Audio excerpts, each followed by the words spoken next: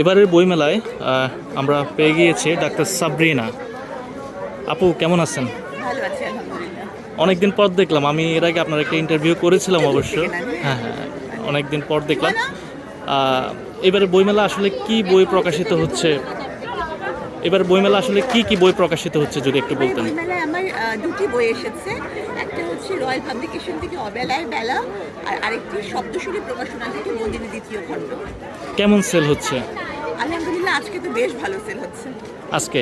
মেলায় অনিয়মিত মনে হচ্ছে, না, আমি তো মেলায় রোজই আসি, মানে কারণ এই মেলাতে আমি আমার যারা ফ্রেন্ডস আছে, ফলোয়ার্স আছে, ফ্যান্স আছে, তাদের সাথে আমি এখানেই তো দেখা করতে পারি। হ্যাঁ, হ্যাঁ, এই সারা বছরের মধ্যে একটা জায়গা একটা তো হ্যাঁ।